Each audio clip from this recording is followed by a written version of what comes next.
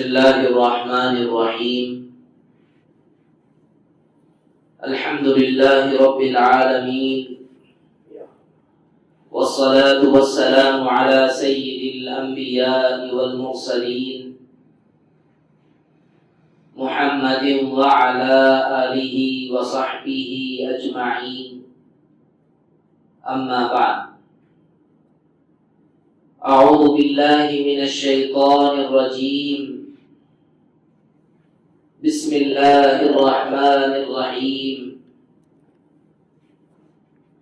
ولا تنس نصيبك من الدنيا وأحسن كما أحسن الله إليك ولا تبغ الفساد في الأرض وقال النبي صلى الله عليه وسلم لو كنتم تتوكلون على الله حق توكله لرزقتم كما ترزق الطير تغدو خماصا وتروح بطانا أو كما قال رسول الله صلى الله عليه وسلم. میرے محترم بزرگوں، بھائیوں، گزشتہ بتلایا گیا اسلام میں گداگری نہیں ہے. اسلام کے اندر ہر مسلمان کو اللہ کے نبی رسول اللہ صلی اللہ علیہ وسلم نے محنتی بن کر جینے کا طریقہ سکھلایا ہے. یہ تو غلط تصور دنیا کے اندر پھیلایا گیا اسلام کے بارے میں کہ دنیا اللہ چلانے والے ہیں، بغیر محنت کیے اللہ دے دیں گے. لیکن میرے عزیزوں، بھائیوں، بزرگوں، پہلی بات تو یہ ہے توکل کہتے کسے ہیں؟ اللہ پر بھروسہ کرنا، اللہ پر یقین کر کے اپنے آپ کو دنیا میں چلانا. اس کو آدمی سمجھنا چاہیے. آج کے اس محفل میں جب ہمیں تجارت کرنا ہی ہے، اللہ کے نبی نے ہمیں محنتی بن کر دنیا میں جینے کا طریقہ بتلایا ہے، تو پھر کیسے تجارت کرنی چاہیے، تجارت کے کیا اصول ہیں، تجارت کے کیا آداب ہیں، اور تجارت سے متعلق جو یہ ہمیشہ خیال رہتا ہے کہ کھلانے والے پلانے والے اللہ ہیں، تو پھر ہمیں تجارت کی کیا ضرورت ہے. تو ان دو باتوں پر میں آپ کو مختصر سے انداز میں، ویسے تقریباً 2-3-4 جمعے تک تجارت کا موضوع رہے گا، اور یہ اتنا بڑا موضوع ہے اور یہ اتنا بڑا سبجیکٹ ہے کہ جس پر بات کرنے کے لیے 2-3-4 ہفتے کے جمعے کافی نہیں ہیں. لیکن چونکہ امت کو ان چیزوں کی موٹی موٹی چند باتوں کی ضرورت رہتی ہے کہ جن باتوں کو آج دنیا کے مسلمان جانتے ہی نہیں ہیں، ان کے پاس وقت ہی کہاں ہے اسلام کو سمجھنے کے لیے، نبی کے احادیث کو سننے کے لیے. تو بہرحال تھوڑی بہت کچھ امت جمعے کے موقع پر، جمعے کی نماز کے برکت سے جمعے کے موقع پر جڑ جاتی ہے، جمع ہو جاتی ہے. تو یہ ہمارے لیے ایک بہترین موقع ہے دین کو سیکھنے کا. تو سب سے پہلی بات، توکل کسے کہتے ہیں؟ اللہ پر بھروسہ. اور تجارت کی ضرورت کیوں ہے؟ محنت کرنے کی ضرورت کیوں ہے؟ جیسے گزشتہ بتایا تھا، اللہ تعالیٰ نے اس دنیا کو دارالاسباب بنایا ہے. محنت کرنا پڑے گا. محنت کرنے پر ہی آدمی کو کھانے کے سامان ملتے ہیں، جی سکتا ہے، لوگوں کی مدد کر سکتا ہے، اپنا دوا دارو اور اپنا علاج کر سکتا ہے. بغیر محنت کے، بغیر تجارت کے، بغیر جفاکشی کے کوئی آدمی آج تک دنیا کے اندر آرام کے ساتھ کوئی آدمی زندہ نہیں رہ سکا. ہو سکتا ہے کوئی ایسے بزرگان دین اور اللہ والے ایسے لوگ بھی گزرے ہیں جو جنگلوں میں رہتے تھے، بوریوں اور بستروں پر انہوں نے اپنی پوری زندگی گزار دی. بہت سارے اللہ والے بزرگان دین ہیں، ان کو دنیا سے کوئی مطلب نہیں ہے، ان کو دنیا کی چیزوں سے کوئی مطلب نہیں ہے، جو ملا جو کھا لیے بس اسی پہ چل گئے. لیکن پورے کے پورے انسان تو ایسا نہیں کر سکتے. تو پہلی بات اللہ پر بھروسہ، محنت کرنا، دونوں چیزیں ہیں. دونوں چیزوں کو جوڑ کر، دونوں چیزوں کو جمع کرنے کی ترغیب اسلام کے اندر دی گئی ہے. محنت بھی کرنا ہے اور اللہ پر بھروسہ بھی رکھنا ہے. بھروسہ اپنی ذات پر نہ ہو، اپنے کام پر نہ ہو، اپنی محنت پر نہ ہو، بلکہ محنت اپنے بس کا کر لے، بھروسہ اللہ پر رکھے. میری طاقت، میری قدرت اور میری استطاعت کے موافق میں نے محنت کی ہے، نتیجہ اور ثمرے کا مالک تو اللہ ہے، اللہ دینے والے ہیں. ایک حدیث میں آپ کو سنا، اللہ کے نبی رسول اللہ صلی اللہ علیہ وسلم نے فرمایا، لو کنتم تتوکلون علی اللہ حق توکلی، کہ اگر تم اللہ پر بھروسہ کرو جیسا کہ اللہ پر بھروسہ کرنے کا حق ہے. روایت آپ نے بھی سنی ہوگی، منتخب حدیث میں بھی روایت موجود ہے کہ اگر تم اللہ پر بھروسہ کرو جیسا کہ اللہ پر بھروسہ کرنے کا حق ہے. آگے اللہ کے نبی نے فرمایا، واقعاتاً اگر اللہ پر آدمی بھروسہ کرے گا تو پھر کیا ہوگا، لَرُزِقْتُمْ كَمَا تُرْزَقُ الطَّيْرُ، تو تمہیں ایسے روزی دی جائے گی جس طرح ایک پرندے کو روزی دی جاتی ہے. پرندے کو روزی دی جاتی ہے. اب آدمی یہ حدیث کو سننے والا یہ سمجھتا ہے کہ محنت کے بغیر مل جائے گا، بیٹھے بیٹھے ہمارے لیے کھانے کا اور پانی کا پیالہ ہمارے سامنے پیش ہو جائے گا. یہ سمجھ جاتا ہے بعض مرتبہ. حدیث کو غور سے سنیے. اللہ کے نبی نے فرمایا، اگر تم اللہ پر بھروسہ کرنے کا جس طرح حق ہے ویسا تم اللہ پر بھروسہ کرو تو تمہیں ایسے روزی دی جائے گی کما ترزق الطیر، جس طرح ایک پرندے کو روزی دی جاتی ہے. اور پرندے کو کیسے روزی دی جاتی ہے؟ اللہ نے فرمایا، تغدو خماصا وتروح بطانا، صبح سویرے خالی پیٹ نکلتے ہیں اور رات میں بھرے پیٹ واپس آتے ہیں. یہاں پر پرندے کو اس کے گھونسلے میں کون سی روزی کی بات کی گئی؟ یہاں پر پرندے کو اپنے مسکن اور اپنے مقام پر بیٹھے رہ کر روزی کی کون سی بات کی گئی؟ اللہ نے، اللہ کے نبی رسول اللہ صلی اللہ علیہ وسلم نے حدیث پاک میں یہ فرمایا، پرندے صبح سویرے نکلتے ہیں خالی پیٹ. پرندہ اپنے بس کا کام کرتا ہے، چلتا ہے، اڑتا ہے، جاتا ہے. جہاں پر روزی کا کوئی امکان ہو، روزی ملنے کی کچھ علامتیں اور نشانیاں نظر آتی ہوں، وہاں پر اپنا پورا کا پورا اپنی نظر دوڑاتا ہے. یہاں اگر ٹھہریں گے ہمیں دانا مل جائے گا، یہاں پر رکیں گے لوگ ہمیں کھلائیں گے، یہاں پر ٹھہریں گے تو ہمارے روزی کا کچھ بندوبست ہو جائے گا. تو جس طرح لَرُزِقْتُمْ كَمَا تُرْزَقُ الطَّيْرُ تَغْدُو خِمَاصًا وَتَرُوحُ بِطَانًا، کہ جس طرح ایک پرندے کو روزی دی جاتی، صبح سویرے خالی پیٹ نکلتے ہیں. بغیر نکلے پرندے کو روزی نہیں دی جاتی، بغیر نکلے کے جانور کو روزی نہیں دی جاتی، بغیر نکلے کے ایک چڑیا، بغیر نکلے کے ایک معمولی سی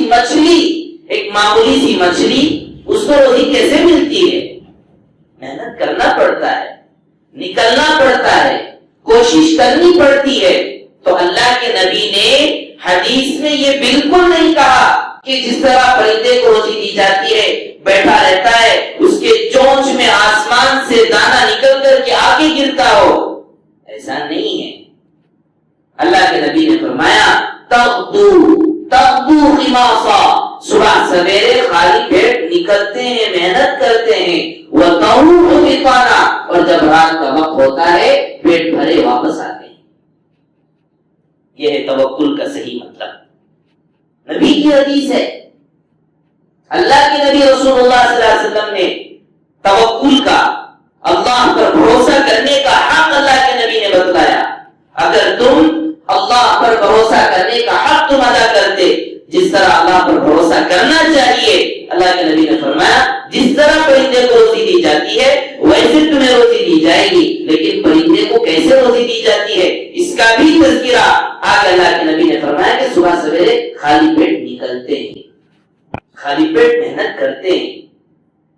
تو میرے عزیزوں بھائیوں بزرگوں، یہی حال ہے، یہی صورت ہے، یہی شکل ہے ایک انسان کی، جانور کے جیسی۔ یہ بھی تو ایک جانور ہے، یہ بھی تو ایک جان رکھنے والا ایک جسم ہے، جان رکھنے والا ایک جسم ہے، جو ایک چڑیا کی شکل ہے، ایک انسان کی شکل ہے۔ یہ اور بات ہے، انسان کے اندر علم ہے، انسان کے اندر خشیت ہے، انسان کے اندر خوف ہے، انسان کے لیے حساب و کتاب ہے، جانوروں کے لیے کوئی حساب و کتاب نہیں ہے۔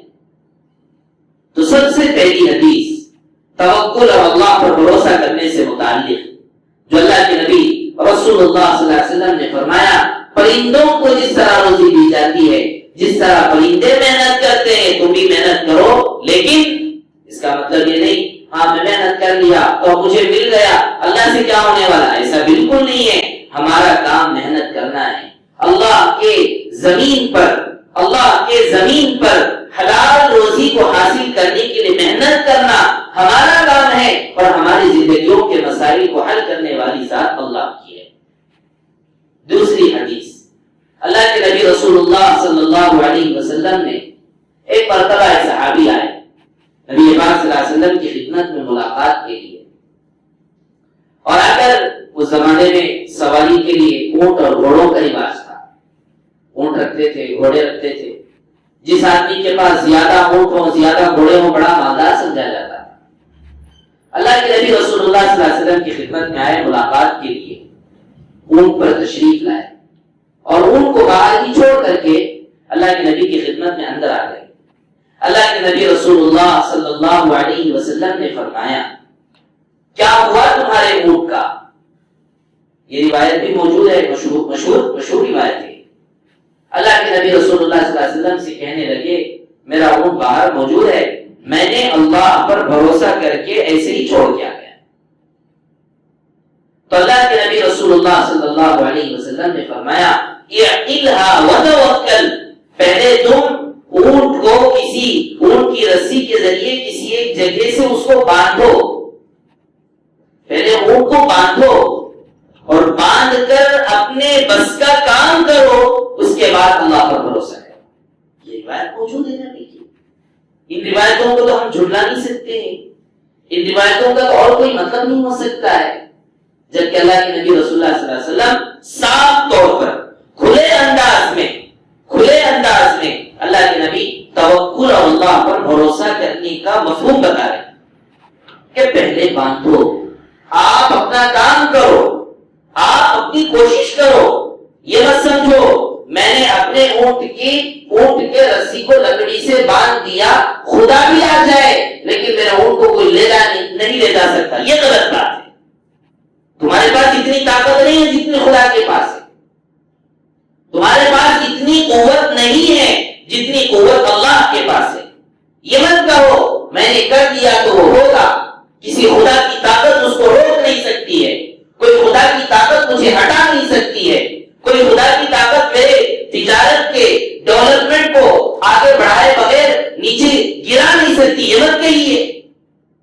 اپنا کام کمزور ہے، خلق الانسان ضعیفا، کتنا بڑا عقل مند ہو، کتنا بڑا مالدار ہو، کتنا بڑا تجارت تاجر ہو، لیکن انسان کمزور ہے۔ قرآن نے فیصلہ کر دیا، اللہ نے فیصلہ کر دیا انسان کمزور ہے۔ جتنے بڑے کمپنی کا مالک ہوگا اتنا ہی بڑا کمزور ہے وہ. کیوں؟ کمپنی ایک آدمی سے نہیں چلتی.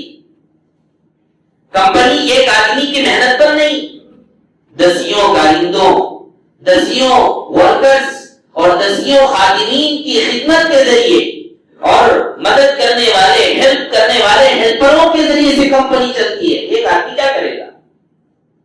تو اللہ کے نبی رسول اللہ صلی اللہ علیہ وسلم نے فرمایا پہلے تم اپنا کام کر لو جو کچھ آپ کر سکتے ہیں، بقیہ تو اپنے جانور کی حفاظت کرنے والی ذات تو اللہ کی ہے.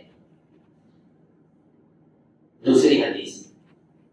تیسری حدیث، اللہ کے نبی رسول اللہ صلی اللہ علیہ وسلم نے جو ہمیں نبی کی پوری زندگی سے، نبی کی پوری سیرت اور نبی کی پوری زندگی کا جو خلاصہ ہمیں نظر آتا ہے، اللہ کے نبی نے بغیر محنت کیے ایسے ہی اللہ تعالیٰ کھلانے اور پلانے کے واقعات کو اللہ کے نبی نے اتنا زیادہ نہیں بیان کیا. بزرگوں کے واقعات مل جاتے ہیں، کرامات کے واقعات مل جاتے ہیں، لیکن نبی کے حدیثوں میں تو توکل کے بارے میں یہ ایسی حدیثیں، محنت کا کام کرنا ہے، اپنی محنت سے آدمی کمانا ہے، جو آدمی اپنے ہاتھ سے جو کمائی کماتا ہے وہ بہترین کمائی ہے.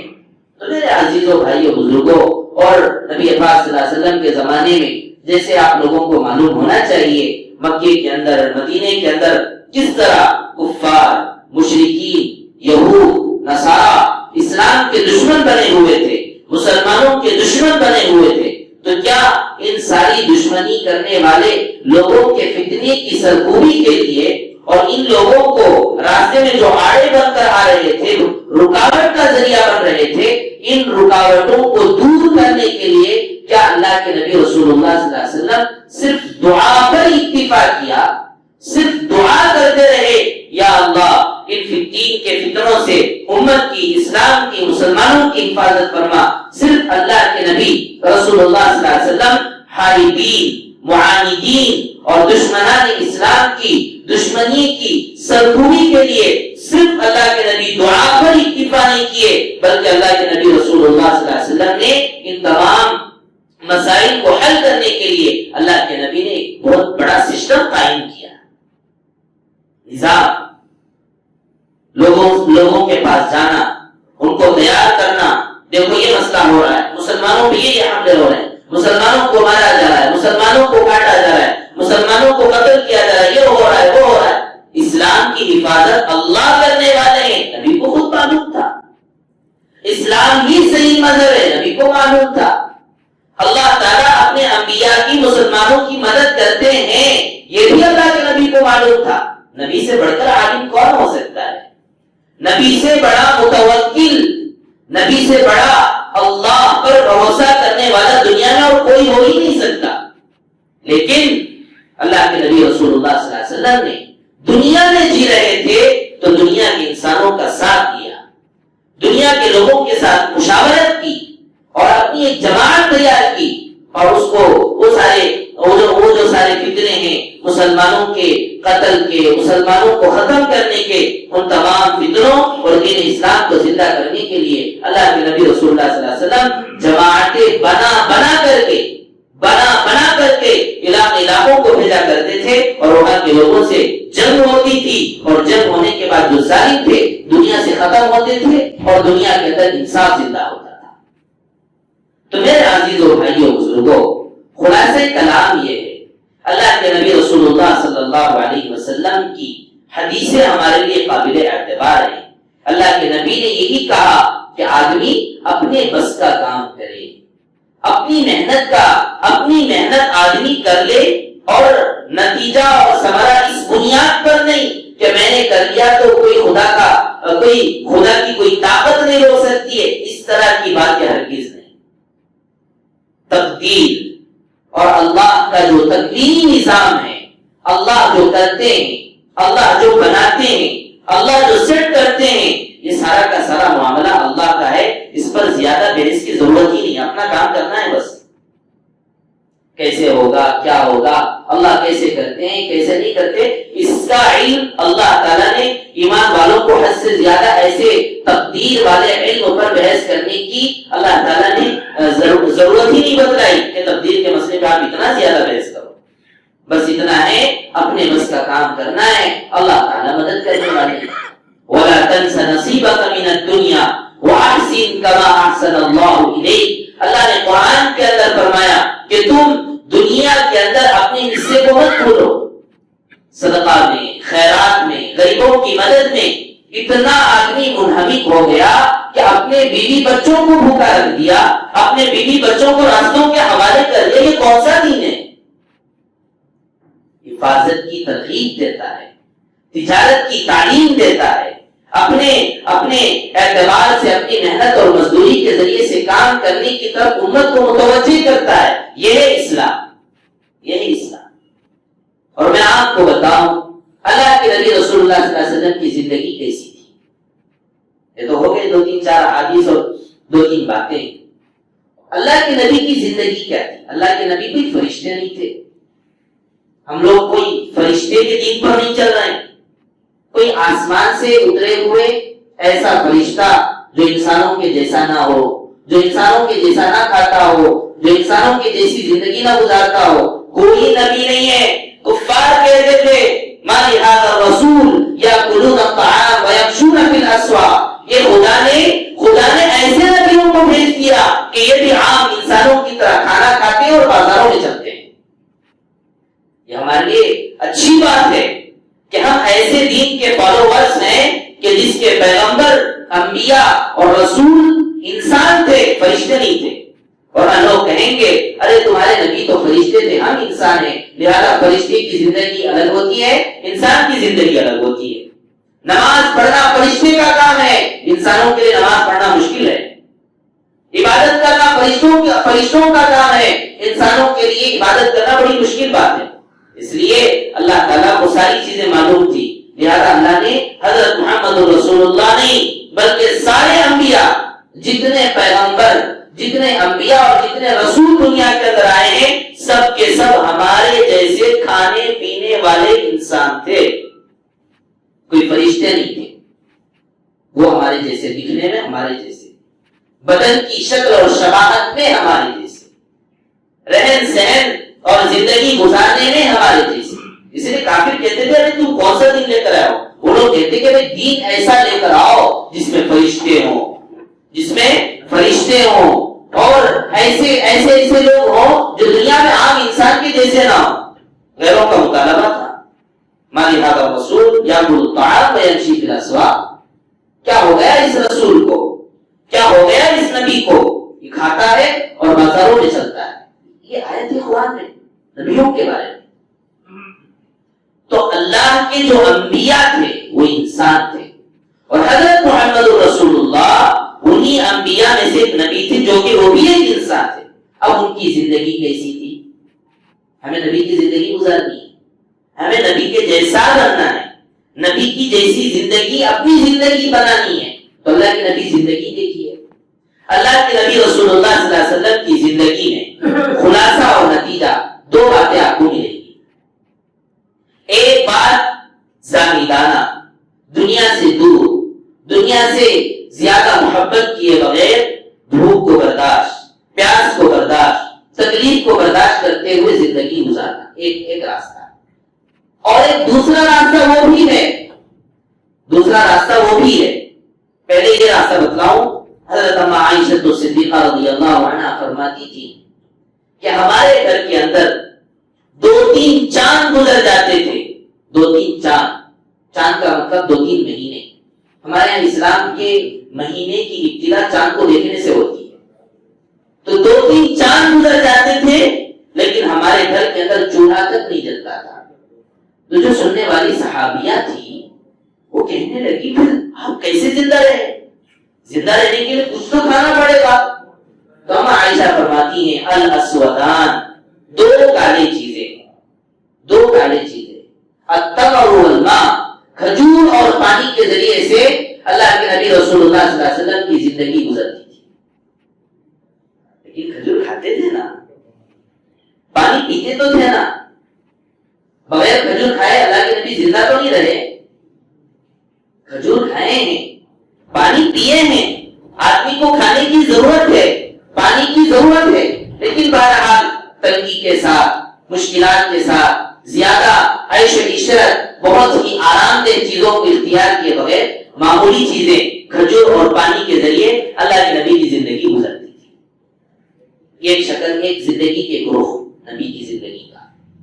اور دوسری طرف دیکھیے، اللہ کے نبی رسول اللہ صلی اللہ علیہ وسلم خود تو بھوکا رہنے کو برداشت کر لیے، خود تو پیاسا رہنے کو برداشت کر لیے، خود کے لیے دنیا کی ناز و نعمتوں کو اللہ کے نبی نے اپنے لیے اختیاری طور پر بائی چوائس، اپنے اختیار سے، اپنے ارادے سے پوری دنیا کی نعمتوں کو منع کر دیا کہ مجھے دنیا نہیں چاہیے۔ یہ اللہ کے نبی رسول اللہ صلی اللہ علیہ وسلم کا اپنا اختیاری فیصلہ تھا، لیکن اللہ کے نبی نے امت کے ساتھ کیا کیا؟ اللہ کے نبی رسول اللہ صلی اللہ علیہ وسلم نے خود تو ایسے زندگی گزارتے رہے، بھوکا پن، پیاسا پن، پیٹوں پہ پتھر باندھتے تھے۔ حضرت ابو ہریرہ رضی اللہ عنہ آئے اور آ کر نبی کی خدمت میں کہا، دیکھو اللہ کے نبی میں بھوکا ہوں، بہت بھوک لگ رہی ہے، بھوک کو برداشت نہ کر سکنے کی وجہ سے میں نے اپنے پیٹ پر ایک پتھر باندھا ہے۔ اللہ کے نبی نے اپنا جھکا اٹھایا اور نکال کر کے دکھانے لگے، دیکھو ابو ہریرہ، میں نے اپنے پیٹ پر 2 پتھر باندھے۔ یہ تو نبی کی زندگی تھی، غربت کو برداشت کیا، تکلیف کو برداشت کیا۔ انبیاء ایسے ہی ہوا کرتے ہیں۔ اور لوگ کہیں گے نبی تو بادشاہ تھے، نبی تو آرام سے کھاتے تھے۔ آج اللہ کے نبی اتنا تکلیف برداشت کر کے، گالیاں، طرح طرح کی مصیبتیں، سب کچھ برداشت کرنے کے باوجود آج امت دین کی طرف نہیں آ رہی ہے۔ اگر نبی بھی بادشاہ کے جیسے آرام کی زندگی گزارتے تو بتائیے، اس میں مصلحت ہے۔ نبی کی اپنی زندگی کا جو لائف سٹائل تھا وہ معمولی تھا، سیدھا سادہ تھا۔ بادشاہی زندگی نبی کی نہیں تھی، لیکن آگے دیکھیے، اللہ کے نبی رسول اللہ صلی اللہ علیہ وسلم اپنی ذات کے لیے تو یہ ساری چیزیں پسند کیے، لیکن نبی کی بھی تو بیویاں تھی، نبی کا بھی تو کوئی خاندان تھا۔ اب بیوی کے لیے کھانے کا انتظام کرنا ہے، بیوی کے لیے رہنے سہنے کا انتظام کرنا ہے، بیوی اور اپنے گھر والوں کے لیے کچھ نہ کچھ تو انتظام کرنا پڑے گا۔ خود پتھر باندھے ہیں اپنے پیٹوں پر، لیکن اللہ کے نبی رسول اللہ صلی اللہ علیہ وسلم اپنے گھر والوں کے لیے 1 سال کا خرچ پہلے ہی دے دیتے تھے۔ 1 سال کا خرچ، 1 سال کا خرچہ، 12 مہینے کا جو جتنا خرچ آتا ہے، 12 مہینے کا جتنا خرچ آتا ہے، 1 سال پہلے محمد رسول اللہ صلی اللہ علیہ وسلم اپنے بیویوں کو دیتے تھے، 1 سال پہلے۔ اور اللہ کے نبی رسول اللہ صلی اللہ علیہ وسلم نے اپنے گھر والیوں کے لیے، اپنے ازواج مطہرات، اپنی بیویوں کے لیے، ہر ایک کے لیے ایک الگ الگ کمرہ گھر بنایا۔ لوگ کہتے ہیں کہ آدمی بغیر گھر کی جی لے۔ حضرت تھانوی رحمت اللہ علیہ کا ایک واقعہ میں آپ کو بتلاؤں۔ حضرت تھانوی رحمت اللہ علیہ بہت بڑے اللہ والے گزرے ہیں، اتنی زبردست کتابیں لکھی ہیں کہ آج بھی علماء کے اندر حضرت تھانوی رحمت اللہ علیہ کے جتنے لکھے ہوئے کتابیں ہیں، ان کے بیانات ہیں، آج بھی علماء اکرام اس کو پڑھتے ہیں۔ حضرت تھانوی رحمت اللہ علیہ کہتے تھے، میں ویسی زندگی گزاروں کہ میری دنیا کے اندر کوئی گھر تک نہ ہو، میرا کوئی خاص گھر نہ ہو، میرا کوئی خاص مکان نہ ہو، میری کوئی خاص زمین نہ ہو، بس ایک مسافر کی طرح جس طرح آیا اور چلا گیا۔ اللہ کے نبی رسول اللہ صلی اللہ علیہ وسلم نے یہ حدیث کے اندر بتلایا۔ تو حضرت تھانوی چاہتے تھے کہ میرا کوئی خاص مکان، کوئی خاص گھر تک نہ ہو، ایسی زندگی گزارنا چاہتا ہوں۔ حج کے ارادے سے مکہ گئے اور اپنے شیخ حضرت حاجی امداد اللہ مہاجر مکی رحمت اللہ علیہ، جس کا تذکرہ 15 اگست سے پہلے آیا تھا، حاجی امداد اللہ مہاجر مکی رحمت اللہ علیہ سے مشورہ کیا اور حضرت سے کہا، حضرت میں اپنے لیے کوئی خاص گھر تک بنانا نہیں چاہتا، آپ اجازت دیجیے، میں اس پر چلنا چاہتا ہوں۔ تو حضرت حاجی امداد اللہ مہاجر مکی رحمت اللہ علیہ نے کہا، نہیں، آپ اپنے لیے خاص گھر، اپنی زمین اور اپنا مکان، ایک خاص مکان ہونا ضروری ہے، اس کے بغیر آدمی کا دنیا میں جینا مشکل ہے۔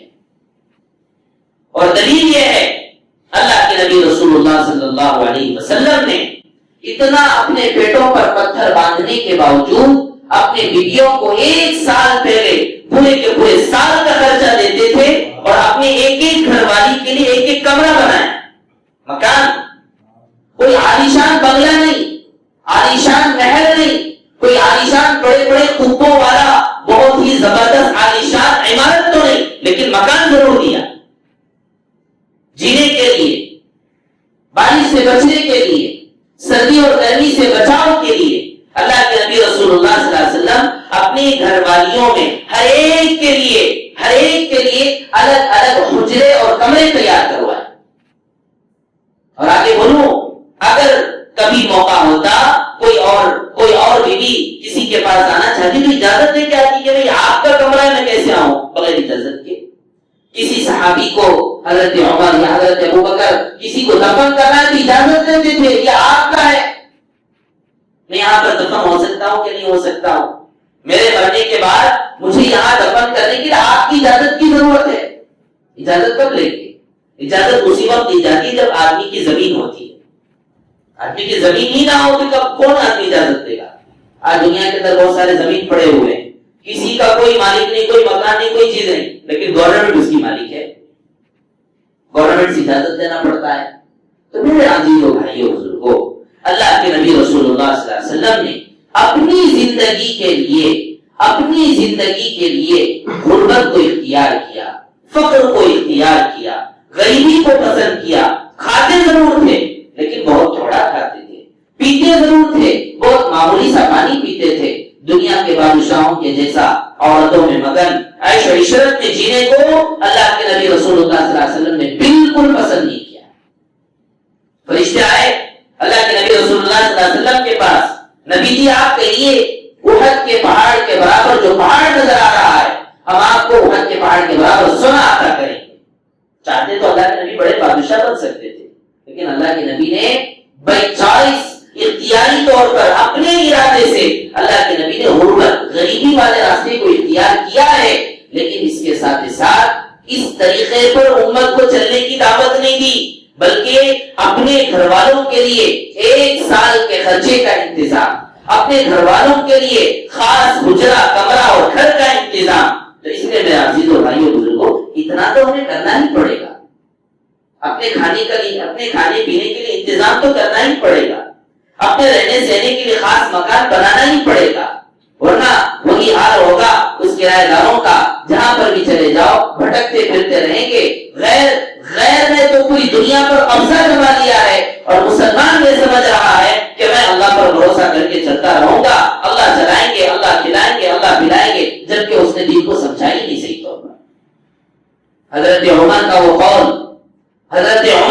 قول جو حضرت عمر رضی اللہ عنہ کے زمانے خلافت میں جو صحابہ اکرام کر رہے تھے، ایک مرتبہ دیکھا صحابہ کی جماعت بیٹھی ہوئی ہے، آرام سے سکون کے ساتھ، حضرت عمر رضی اللہ عنہ کا وہاں سے گزر ہوا۔ حضرت عمر رضی اللہ عنہ نے صحابی کو بلوایا اور پوچھا، کیا بات ہے آج بازار نہیں گئے؟ تو صحابی کہنے لگے، اللہ نے مجھے اتنی وسعت دی ہے، اتنا مال اللہ نے مجھے دیا ہے کہ مجھے اب کمانے کی ضرورت نہیں، مجھے محنت کرنے کی ضرورت نہیں ہے، میں آرام سے گھر بیٹھے پاؤں پھیلائے آرام کے ساتھ میں کھا سکتا ہوں، اللہ نے اتنی وسعت دی ہے، زیادہ مجھے کمانے کی ضرورت نہیں، اس لیے ہم نے بازار جانا چھوڑ دیا۔ تو حضرت عمر رضی اللہ عنہ کی فراست دیکھیے، اللہ کے نبی کہتے تھے لو کان بعدی نبی لکان عمر، اللہ نے حضرت عمر رضی اللہ عنہ کو وہ علمی فراست، وہ ذہنی فراست اور وہ اللہ تعالیٰ نے ہوشیاری عطا فرمائی تھی۔ نبی کہتے تھے اگر میرے بعد بھی انبیاء کا سلسلہ، نبی بھیجے جانے کا اگر سلسلہ باقی رہتا تو میرے بعد میرے یہ عمر نبی ہوتے۔ آدھی دنیا پر حکومت بھی حضرت عمر کی، آدھی دنیا پر۔ تو حضرت عمر رضی اللہ عنہ نے کہا آپ کے پاس مال ہے بقدر ضرورت، دنیا کے اندر جینے اور کھانے پینے کے لیے آرام کے ساتھ، لیکن اگر تم نے اس خیال سے بازار جانا چھوڑ دیا کہ ہمارے پاس تو ہے، تو حضرت عمر رضی اللہ عنہ نے فرمایا بازاروں پر غیروں کا قبضہ ہو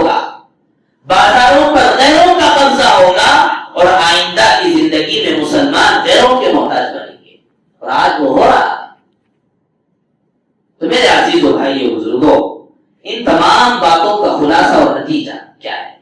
خلاصہ اور نتیجہ بس یہی ہے، مسلمان محنتی بن کر ہر میدان میں آگے رہے، ہر میدان میں آگے رہے، تجارت کے اندر، معاملات کے اندر، یہ تو تفصیلی بات انشاءاللہ آگے ہوتی رہے گی، لیکن آج کی اس محفل کے اندر جو دو باتیں میں نے آپ کے سامنے بتلائی ہے، پہلی بات تو یہی ہے اللہ پر بھروسہ کرنا، اور اللہ پر یقین کرنے کا کیا مطلب ہے کہ اپنی محنت اور اپنے بس کا کام جس طرح ایک پرندہ کرتا ہے ویسا اپنے آپ کو محنت کرنا ہے، اس کے بعد اللہ پر بھروسہ کرنا ہے، اور اللہ کے نبی رسول اللہ صلی اللہ علیہ وسلم نے جو دین اور جو طریقہ اپنی زندگی سے جو ہمیں بتلایا وہ دونوں چیزیں ہیں۔ اللہ کے نبی نے غریبی بھی اختیار کی ہے لیکن اپنے گھر والوں کے لیے انتظام بھی کیا ہے۔ اگر آپ غربت کے ساتھ جینا چاہتے ہیں تو بالکل ہے، یہ نبی کی سنت ہے۔ غربت کے ساتھ اگر آپ جینا چاہتے ہیں تو آپ غریبی کو اختیار کریں، لیکن اس کا مطلب بالکل یہ نہیں کہ آپ دنیا کے پیسوں کو بالکل چھوڑ دیں۔ نبی کے پاس پیسہ نہیں آتا تھا، نبی کے پاس دراہیم نہیں آتے تھے، نبی کے پاس بڑے بڑے خزانے نہیں آتے تھے، اللہ کے نبی کے پاس اونچے اونچے بڑے بڑے غلام، بڑے بڑی باندیاں اور درہم اور دنانیر کے خزانے اللہ کے نبی کے پاس آتے تھے۔ نبی نے اپنی ذات پر خرچ نہیں کیا ہے لیکن مسلمانوں پہ خرچ کیا ہے۔ اب کہاں سے آئیں گے دنانیر، کہاں سے آئیں گے درہم؟ حضرت عبد الرحمن بن عوف وہ مالدار صحابی ہیں کہ جنہوں نے اپنے مال کے ذریعے سے اللہ کے راستے میں، اللہ کے دین کے کاموں میں خوب خرچ کیا۔ تو حضرات صحابہ کرام مالدار تھے لیکن ہمارے جیسے کنجوس نہیں تھے، محنت کرتے ہیں صرف اپنی ذات پر خرچ کرنے کے لیے، اپنی ذات کی فکر، اپنے گھر کی فکر۔ گھر موجود ہے، مکان موجود ہے، اور اسی کو اور نوا کریں گے اور نوا کریں گے۔